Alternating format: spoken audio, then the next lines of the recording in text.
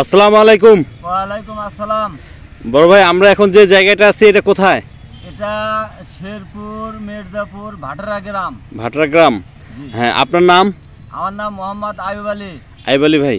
আচ্ছা, আমরা এখন যেই টমেটোর এখানে আছি জমিটাতে, এটা কি জাতের টমেটো? এটা রেড জুয়েল। রেড জুয়েল। আচ্ছা, আপনি কি এর আগে কখনো এই জাত করছেন? না, আমি এবার প্রথম চাষ করছি। এবার প্রথম আপনি রেড জুয়েলটা চাষ করলেন। তো আপনি যে প্রথম রেড জুয়েল চাষ করছেন, এটার অভিজ্ঞতা সম্পর্কে বলেন। এটার ফলন কেমন, গাছের টেকসই কেমন, এবং টমেটোর সাইজ কেমন, এবং বাজারে কেমন চাহিদা পান?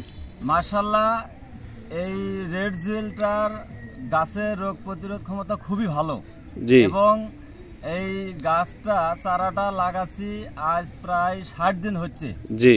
তো এটা লাগা গেছে মাশাআল্লাহ, বাজারেও ভালো এর চাহিদা এবং এর ফলন দিকেও দেখতেছি। আর এই যে ফলটা বেশ খুব বড় এবং এর ধারণ ক্ষমতাও ভালো, এবং প্রত্যেকটা শীষেতে এর কোনো প্রকার কোনো জোয়ার যে কেটে যাওয়া বা কোনো করা হয় না।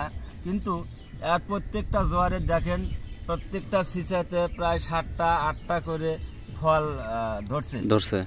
আচ্ছা, কোন গাছ ঝিমায় মারা গেছে পাইছেন? এইরকম ধরনের কোনো গাছ আমি এখনো পাই নাই যে কোনো মাকড় আসা বা কোনো ঝিমে পড়ে যাওয়া বা ধসে পড়া, এরকম কোনো আমি এখনো গাছের পাইনি। পান নাই? তো যারা আগামীতে টমেটো চাষ করবে তারা কি এই জাতটা কত করবে? এই চাষ আগামীতে যদি কেউ যদি এরকম চান্স নেয়, তাহলে আমার মনে হতে যে এটা তারা লাভবান হবে। এই কারণে না যে এই রেড জুয়েলটা খুব খুব ভালো, খুবই ভালো। হ্যাঁ। আচ্ছা, আপনি যেহেতু খুশি হয়েছেন, আমরাও খুশি। আমরা এয়ার মালিক সিডকেও ধন্যবাদ জানাই, এত সুন্দর একটা জাত আপনাকে দিছে। ধন্যবাদ।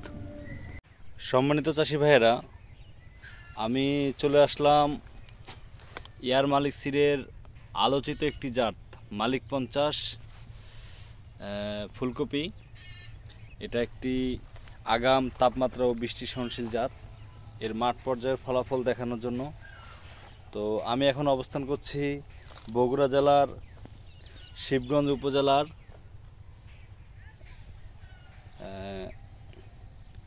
দেওনাই নামে একটা গ্রাম। এখানকার লিড ফার্মার আমাদের আব্দুল্লাহ আরিফ সানা ভাই, তিনার চাষকৃত মালিক 50 ফুলকপির জমি পরিদর্শন করতে।